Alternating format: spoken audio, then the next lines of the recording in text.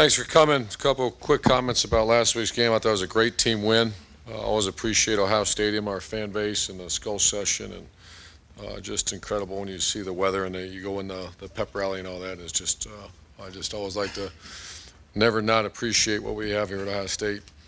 Played a very good team defensively, especially. I have great respect for, obviously, I think they were top 10 in most categories, certainly rush defense.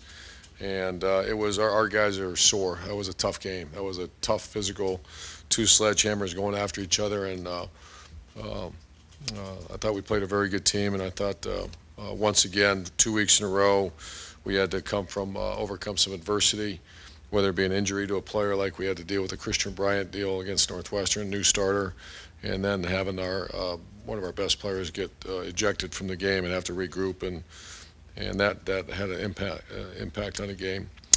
Defensively, the champions were Durant Grant, and C.J. Barnett was a defensive player of the game. Obviously, we need to do a better job on that side of the ball and have more champions play. Offensively, one of our better games since we've been here. Very consistent. Only had 3 possessions in the first half, a touchdown, a field goal, and then we stalled out and went for it on 4th down.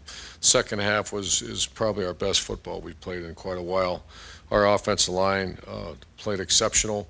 The champions were Marcus Hall, Jack Muort, and Lindsley. And I'll get to Norwell. So 4 of the 5 were champions because Norwell was one of the players of the game, and Taylor Decker received honorable mention. You'll win most games you play if that happens. Really, really pleased with their offense line. Tight end Jeff Hireman played very well. Graded out a champion. Plays a lot of plays, 74 plays, and is also involved in special teams, 5 extra effort plays. Wide receivers continue to play well. 3 champions once again, Evan Spencer, Devin Smith, and Philly Brown. And then our running back played very well as well, Carlos Hyde. Offensive players of the week, there were 2 of them. Braxton Miller played probably his best game overall. Very efficient in passing, 22 of 27 for 222. Took care of the ball much better. Had one where he laid it on the ground. So we're still continuing to work on that. Ran for 100 yards. And Andrew Norwell, which is really, it's great to see that because I'm a big Norwell fan, as I'm sure a lot of people are, just kind of who he is as a person as well as a leader and a player. So that was the Players of the Week. Honorable mention was Taylor Decker. And the kicking game champion, special teams player of the week was one honorable or a guy that was not necessarily but got some recognition was Basil, did a nice job. And then black shirt goes to Devin Bogart, who did very well on kickoff. We didn't punt, and we had a chance to maybe go get a block kick. So special teams were okay that game, not great, but okay. This week's game, obviously primetime opportunity at the Shoe at night. Great opportunity to show the country once again Ohio State playing a very good team, a team that has another bye week before us. So we have to be prepared. You know, a little bit about Iowa. Did have a bye week, and they came out with 13 grouping, which won back 3 tight ends, and we weren't ready for it. And we didn't adjust very well. So that's something we have to be prepared for when you face a team that has a bye week, and that's going to happen again this week. So we have to be ready, and we will be ready. So I'll answer some questions for you. Put it up with Bill. Bill Rabinowitz, Dispatch. When you watch the defensive side of things, were there big problems? Were there things that were more frustrating to you on a player execution end or a coaching end? I think a little bit of both. You know, I think we're all in this together, so I think the adjustments need to be made quicker when they give us something that we have not seen. The first 3 drives were alarming. We were getting pushed around. I don't think our defensive line played very well. I think what happened was you have some good emotion in that stadium, and all of a sudden you go a 13-play drive, and it's like you let the air out of the stadium and the emotion, and that's where Christian Bryant's or great leadership overcomes a little adversity, and we didn't have that. And that's got to come from our coaches and our players, so very disappointed. Can it be fixed? Absolutely. Yeah, we're still a very good rush defense.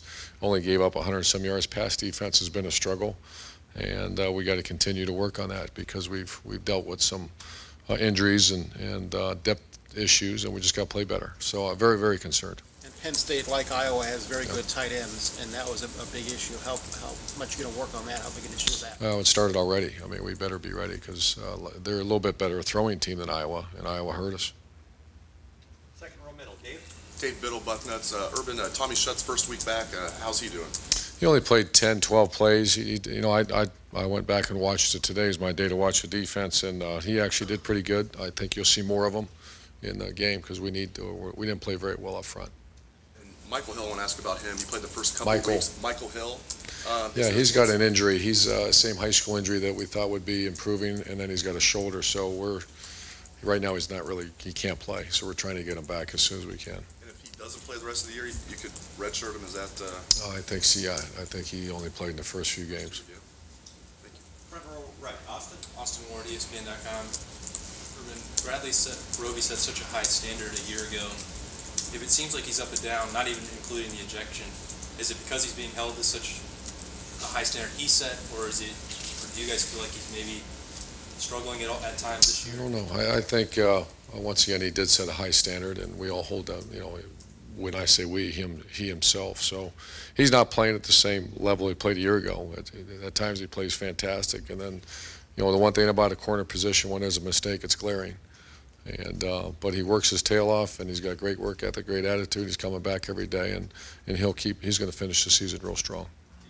Last year, remember you had conversations in the preseason maybe about his practice habits and complacency and fighting that.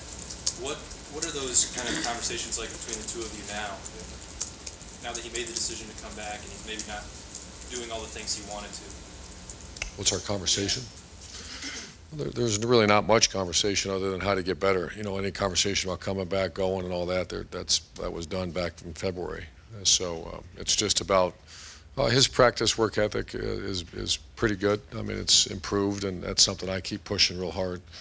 But he has been pretty good in practice. I think he's getting ready to have a very good game because he worked real hard the week before he got tossed. I will comment on that because I'm sure I'll get asked a question that I think that the NCAA and everybody's going to want to take a re-look at that rule. Ohio State is very concerned about player safety. We have gone to the nth degree about adjusting practice and any rules for the safety of the players. No question, we support it. However, that was a game changer. To take one of your better players out of the game, that impacted that game. And then you watch, and we actually had an official come in and speak to our team. And the two triggers, I think this is good nationally for people to really understand the rule. This is what we were told, our team was told. There's two ways that you get thrown out of the game. If you hit the crown of your helmet, and I agree with that rule 100%. Nothing but bad things happen when you play with your head down. And then the second one, when you target someone else's head above the shoulder pads. So they're taught when basically what we do on our iPads, and we teach and we work real hard at it as other coaches, and I've shared, some other coaches have called me, is that you play your game with your shoulder pads and play below their head. I agree with that 100%. But then to have a guy ejected who played like that, obviously I'm concerned. And Big Ten officials have done a great job. I had a good conversation with Bill, the head of the officials, and they're just looking at it. So I just think on a national level, that's something that needs to continue to be evaluated. First of all, make sure we're doing the right thing for the player safety, which I think we are, but understand the devastating impact on that game when you're out. And so I'm interested to see what's going to happen down the road. Did they give you an explanation, though, of why specifically he was tossed? I mean, was it because if you watch the replay, he definitely makes shoulder pad to shoulder pad contact, but then it looks like their helmets touch. Did you get any kind of? Yeah, and I'm not sure. Once again, I don't need to get fined or anything because this is just conversation. Oh, yeah. Right? Yeah. Well, I think my boss is in the back, so. Nobody will get us. We won't put it out there. Don't worry. Tim write the check. Don't worry What I was told, and once again, Bill, our officials are fantastic. A1A. I've never had a problem with our guy, especially communication. And I asked him, I said, the instant replay, because it goes to replay. The guy in the field's got the hardest job. The guy up top gets a chance to re-look at it. There was some, after the shoulder pad hit, it slid up. And is it enough to overturn it? I said no, but they're evaluating, they're evaluating as well. Front row left, Rusty. Urban, That was not that was not the intent of the rule. That play, I can't say that without, I'm sure, getting in trouble. That rule was not put for that play. I guess the term defenseless receiver will come up at times too, but I'm just trying to take. Our job is to teach. What do you teach? Boom, you're in a contact play. We teach in reverse arc, bend, get your pads down, hit with your shoulder pads. That's what he did. But Brady's head, he was leaning his head away from the guy too as he hit. Could you talk a little bit about Hackenberg, if you had an opportunity to see anything of him? I watched the game. I mean, I think he's a real talent. He throws the ball real well. Big, tall, rangy guy, and seems like a real headsy guy. So I've not watched enough of them yet. That's later in the week. And just another question also, the job that Bill O'Brien confronted when he got the job at Penn State. I mean, could you just offer an opinion on what it must have been like for him and what he is going through and where they are? Well, I hate to do that because I wasn't there, and I don't want to speculate. I will say that I've had some dealings with Coach O'Brien, and over the last year and a half, I think he's a first-class guy. He represents a great school. I do know a lot about Penn State, and it doesn't surprise me that Penn State's doing well. I think that circumstances, once again, I don't want to speculate because none of us are there, but a lot of people act surprised. I don't act surprised. I think they got a very quality coach, and it's a very quality school that overcomes a lot of adversity. Front row, Doug. Urban, Doug Lamerise, Cliff.com. You talked about the defense earlier. Is your defense right now good enough for you guys to be the kind of team you want to be? Yes. I think we need to shore up the pass. Rush defense, absolutely we are. Even though it started a little slow, we tightened up in the second half. Pass defense is the concern. And but to answer your question, yes, we have good enough players, we have good enough coaches, we have to play a little better. And talking about Hackenberg playing as a freshman at Penn State at quarterback, Braxton played some years as a freshman at quarterback. In this day and age, as a coach, is there any hesitation about playing a first-year guy at quarterback? Or if guys are ready, would you put them in there just like you put anybody else in there? Has that changed at all in your time as a coach? I think it's obviously much easier to play the skill positions, but you are seeing freshmen play a little bit. I'd hesitate to do that. We did with Tim Tebow a little bit, but he's just a part-time player. But I'd be hesitant to play a freshman unless you had to. Ideally, that's not this. You want the kid to come in and learn from someone and then go take over. Front row, Tim. Yeah, Urban, if you watch the game Saturday, I know you've looked at it. Corey Philly Brown threw about 4 or 5 huge blocks in that game. Just talk about, of course, he had one push in the back, but just talk about what you see of him from that aspect. And is that what you were talking about a little bit after the game on Saturday about? I got to be careful. I'm a really admire players, and my entire career I've done that. And sometimes I grab him every day and say, "I throw you out there a lot. Don't you burn us?" Because he is 180 to where he was. He's a absolute leader of this team, absolute, unchallenged, unquestionable. Maybe one of the leaders. I should say, he is one of the leaders, one of the top 2 or 3 leaders on the team. If you said it a year ago, I'd have said we would have gotten in an argument because that's not who he was. And so his development as a person, as a player, as a student, I can't say enough. He handled halftime for us. He handled that. So we were not, it wasn't a pleasant halftime. And he took over the pregame, postgame, or whatever, pre-half speech or whatever. And he addressed our team, and he grabbed me by the arm and said, "I need to say something." I said, "You got it." And it wasn't about throwing the ball more, which it would have been. Yeah, but he's talking about a guy like that, like selling out, blocking, what that. That's who he is now. He wasn't that before. He is all in. And I think the Carlos Hyde touchdown and what Carlos said about it, when I read that kind of stuff, it makes you feel good as a coach that this team gets it. There's no blaming. There's no arguments on either side of the ball. We've had multiple wins around here where the defense has won the game for us, and then the offense is very appreciative. There's been other times where maybe the offense carried the mail a little bit, and there's other times where special teams did. So there's very good chemistry on this team right now. Front row, Todd. Todd Porter, Canton Repository. Urban, have you guys put together a game yet, other than maybe Florida A&M, where you've been pleased with all 3 phases of the game? And if not, are you a little surprised that you haven't done that yet? Well, Wisconsin, I was very pleased. I mean, you're going to find out at the end of the year who Wisconsin is. For some reason, they're not ranked very high and all that, or I'm not even sure where they are ranked now, but I've done this long enough. I know they're a top 20, top 15 football team, Wisconsin, and we played. That was scores 31-14, I believe, or 31-10 or something at one point against that team. And then we kind of, just played in their hands. We did not play in their hands. We just kind of tried to win the game. So that game, I think, was pretty darn close to hitting on all cylinders, especially the way we were special teams changing the field position. But other than that, you're right. We have room for some improvement. Back row, David. Coach Dave Wilkes at 10 TV. You said after the game on Saturday that you were obviously concerned with the slow starts, that you go address to see if there was any noise. I'm curious what your findings were and anything you saw. No, I've been so, it's still early in the week, and I'm going to start to attack that here. We just have so much other things to do. So I'm watching for that. I do not have an explanation for that yet, but I will. Yeah, I mean, I guess as the week goes on, you've had teams in this situation that have these high standards and obviously are in the run for playing for a national title. How do you address that as the season goes on? Well, we had our first State of the Union address on, when was it, yesterday? What is today, Monday, yesterday, and it's the first time that I do talk about polls, and because I wanted to, they're going to hear it. This BCS thing came out, and my comment was that we are indeed in the mix. Embrace it. In the mix for what? Don't worry about it. We are in the mix, though.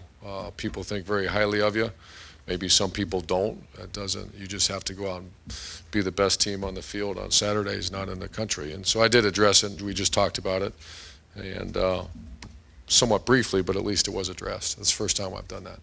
Last two questions. Far left, Matt. Matt McQuaid, WTVN. I'm just wondering, from when you got into coaching to now, how much harder is playing defense harder with sophistication of offenses, rule changes, and I'm not making excuses for what you see on defense, but you look at a lot of scores around the country. There's a lot of teams scoring a lot of points now. And I spent some time with our defense. I made the comment it'd be really hard for me to be a defensive coach because it almost seems like you're the nail a lot of times and you're adjusting to what they're doing as opposed to on offense. It's easy to just keep swinging and then you punt the ball if it doesn't work. On defense, it's a whole. That's why I admire. And I don't try to get too involved on defense because they're a hell of a lot smarter than I am. And I think they got a tough job. You're right. I mean, it's the differential. The different offenses that you face nowadays are mind-boggling. From 13 grouping, one back, three tight ends might sound, but you just have all kinds of run fit and gap issues and play action pass issues that you wouldn't have if it was another set. So much more difficult. And far left, Rob. Rob Aller, Columbus Dispatch. Urban, you talk about, to go with what he said, you talk about defense needs to get better. Specifically, is that philosophically more press, more pressure? Is it just tackling? Where do you see it, not being on that side of the ball so much, what do you see needs to really improve or change? Well, I mean, we've gone through a little bit of evolution. First thing, we got to, develop some depth at some positions and create a role, where you're getting more guys on the field. I don't believe this time a year ago tackling was a major flaw. I don't believe tackling is a major flaw this year. I mean, certainly there's going to be missed tackles. I don't feel an urgency there. I do feel at times when people give us something new, we're kind of a sit back and then react and let's get this thing figured out. And it's probably the intelligent way of doing it, or you might give up fast points. I'd much rather take a more aggressive approach when something bad's happened and let's go try to disrupt. And we've had that conversation. That's, I don't want to make it sound too easy because it's not. And at the end of the day, that was a performance that, as far as effort, as far as there's been games where maybe we give up a few points because they throw a couple balls down the field, but the effort's ridiculous. I didn't feel that Saturday, so we've addressed that. The fourth quarter, I felt like we played, other than the guy made a mistake and threw the ball over our head. Other than that, we kind of snuffed it out the second half of the game. We did a good job. So, well, we're addressing it, and the guys are working hard. A lot of confidence in the people we're putting out there and everything. So we'll get better. Urban, can I follow up one thing on Philly real quick? You were just saying at halftime that he wanted to say that to the team. Does that kind of thing happen a lot in No. your career, that players say something like that? No, we needed that, and it was, and he walks the walk too. He doesn't just open his mouth up, and it's nice to have a team meeting and show that to the team because they heard what he said, and then it's easy to pop your mouth off and then go sit in the back and sulk or throw your helmet, and he didn't. He just went as hard as he could. So that's a sign of a really good leader. Thanks.